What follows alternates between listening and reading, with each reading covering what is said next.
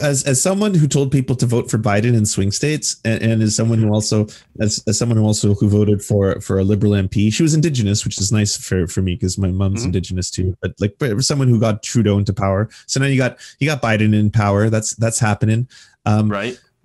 what what's going to happen now? Because there's like no progressives in the cabinet. There's a lot of neoliberals and deeply entrenched warmongers and Yep. Mira's there too, who really Yep. scares me. They all actually, I think maybe the only one that doesn't really scare me is John Kerry, because John Kerry worked on the Paris Climate Accord. So there's that. But otherwise, I'm pretty frightened. So can you defrighten me? No, we're fucked. And that's our show, everybody. Thanks for tuning in. I got Jeff Waldorf here from TYT. So not to get all doomer on you, but really, I mean, we are not going to get, and we knew, and so I'm one of the people that knew that this was going to be this way coming in, and so I'm like, hey, we got to get rid of the fascist. That's priority number one. We are not going to get a progressive cabinet. If you are thinking that there's going to be a progressive cabinet, you are going to be very disappointed, because it is going to be exactly what it turned out to be, a bunch of neoliberal ghouls. Why? It's because every time a neoliberal is voted into office, you get neoliberal ghouls. Now, is it as bad as it could have been? Well, we don't have Rahm Emanuel, at least, who thinks liberals are fucking retarded. That's what he said verbatim. Don't come after me for that. That is a direct quote from Rahm Emanuel. Okay, that's what he thinks about liberals. I couldn't imagine what he thinks about progressives. Because, again, he said that in the context of, I think, maybe wanting healthcare or whatever. It doesn't matter the context that he said that. I mean, it does, but it doesn't. You know what I'm saying? Yeah, he could have. Yeah, no, he's a horrible human being. That's true. I didn't even think about that. Rahm Emanuel could have been part of the administration, but that shouldn't be the bar. You know, Right. it shouldn't be like, well, we didn't get Rahm Emanuel, so the revolution is upon us or something like. No, but I mean, that's about as best as we can expect. I mean, Xavier Becerra was also put in for HHS, which isn't bad because he's a proponent of Medicare for all. So there's one slight, kind of victory on that. But generally, the way that I've looked at it is, since Bernie Sanders lost the primary, progressives are out in the woods. We are back out in the wilderness here in America, which until 2016, that's where we have been for 20, 30 years. Okay, and so we're back out there. We're out in the woods. We might run into Hillary Clinton. Okay, we're so far out in the fucking woods. So, and that's not to say that she's progressive. It's just that she hides in the woods. So I can't make you feel better, because it's going to be more incrementalism. It's going to be more of the same. And that's not a doomer take, because I have seen doomers before. And I'm like, no, I'm not one of those people. Okay. I'm not either. I'm pure hopium. Yeah. Well, but I also want to be, and I hate, that this is like almost a cliche on the internet now. I'm a realist. I'm taking real takes. Well, okay, but here's the thing. We're not going to be in a progressive. We don't have a progressive, presidency. In fact, Joe Biden is one of the most conservative Democrats that we had, as opposed to, like, I guess when you compare it to everybody else, I mean, you got Bloomberg, which was pretty bad as well. He was super establishment regressive, etc. But we weren't going to get anyone. If we weren't going to get Bernie Sanders, we weren't going to really get anyone who was worth a damn. I mean, the rest of them were more, progressive window dressing, and maybe even like a couple of decent ideas from Elizabeth Warren, which she has, of course, unfortunately backed away from. Tried to trade it in for like the presidency first, and then a cabinet position, and she just lost all. And I mean, she bet big on the establishment, and she is a terrible. Okay, so she is like literally got the life after Wall Street, and the establishment doesn't like you. Yes, I know it's weird how that turned out. Just time and time again. Yeah. She comes knocking, and every time they're like, "Oh no, time to go. You got to get out of here. We don't want you here." I just want to be part of the party. It's that meme where the person's standing in the corner is like, I supported Joe Biden during the primary, and everybody's just out partying. You've seen the meme. Oh yeah, no, it's ridiculous. She sold it all for nothing. It's like the end of the Lord of the Rings, right? That was the meme I saw, Mm-hmm. but she just got nothing for it. But I agree with you.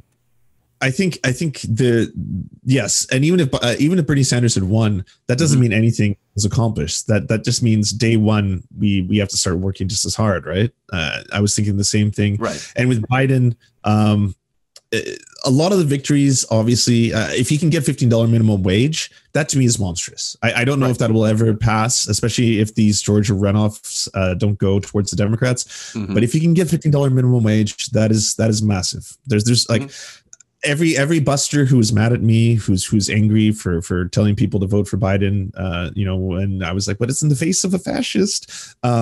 Still, I think $15 minimum wage could be life-saving to a lot of individuals. It doesn't go nearly far enough, but at least it's something major, Yeah, and that's basically the position that I've had to adopt is, well, look, we're not going to get anything that we want because there's not enough of us in power. There's enough of us around the country, but a lot of us seem to love the circular firing squad and to tear each other down instead of actually try to go towards the corridors and levers of power. And there's too many of us that are attacking our own AOC, Bernie Sanders, etc., for trying to work within that system in electoral politics. And there's not enough outside direct action as well to try to push other Congress people and president, all that stuff. And so we have a lot of issues within our leftist movement, and yet we are going to have small victories, and we do have to be able to celebrate them. And that's part of the whole doomer thing is that they don't. And it's like, oh, well, it's not enough. Okay, yeah, sure. You're absolutely right. It's not enough. It's something. They're $15 minimum wage. That's what Bernie Sanders has been calling for. That would be fantastic. Even getting back to the Paris Climate Agreement, which I have criticized as not being near enough, and it really isn't. No, it would be something. It would be something. Not going to war with Iran. And globally, there's great news happening around the world as well, right? You can look to Maduro. That was fantastic. Look at India right now, the largest protest in human history. 3% of the population is protesting with communist flags in India, trying to get workers' rights for farmers. Right. That's absolutely incredible, right? I think Iceland has an all-female cabinet of incredibly woke, progressive politicians running the country. There is victories going on worldwide. We hyper focus every single time that it's like, oh God, Near Tandem's coming in. Oh no, here she comes. Oh, this is going to be a disaster, right? It's easy to get pulled into those cycles, but I agree with you. There is always good news. There is always good news, but we also have to talk about the bad, because that's generally what our shows are built on, is trying to give the news, and it's normally not good. At least when it comes to American news. I guess if you're living in one of those Scandinavian countries, your news might be a little bit better. But then again, there's also right-wing movements across the world that are causing issues as well. I mean, you had Greece. I remember doing stories about Golden Dawn over in Greece. And so for some reason that makes me think of Skyrim. I don't know why. Okay. But the fascist party, literal fascist party, gaining seats, and then thankfully, of course, they lost seats in recent elections, and so there is good and bad around the world.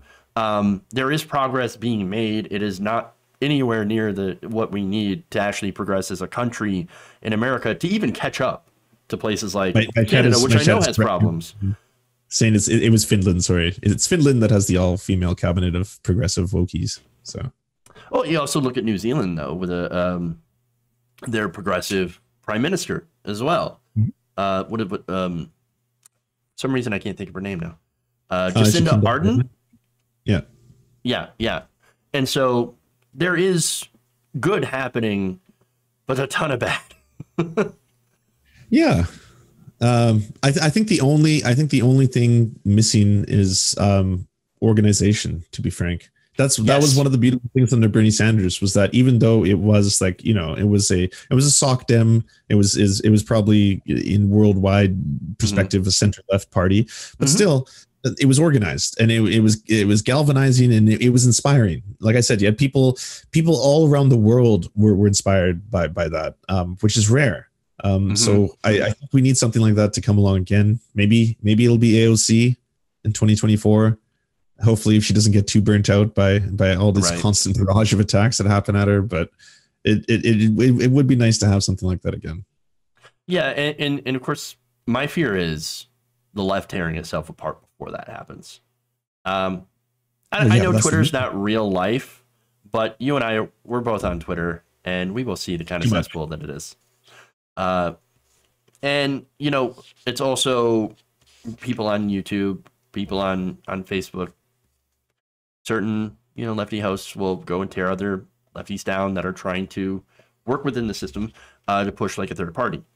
Like, I get it. I wish we had a third party here in the country. I wish we had a viable third party. Let me like go back and kind of amend that, right? Because what we have is we have a system that is 100% hostile to third parties. They're not able to get any sort of traction. Why? Because it's systemic. It's built in. You have a parliamentary system, so at least you've got to step up on us, even though it seems like the NDP right now is not, you know, they're not going to become the majority anytime soon. So they can at best hope to continue to be a powerful minority support. But I mean, the way the polls are going, if we had a snap election, Justin Trudeau could win a majority right now. So that might be yeah. And so, yeah, you know, there's, again, it's that whole problem of not having enough of us in power. And, you know, maybe there's like a messaging issue that progressives have as well. That seems to be a problem. Like, we're not good at getting out our message. We're not good at organizing. Even though in a lot of ways we actually really are good at organizing, but like staying together after the organization and trying to turn that action into like electoral wins.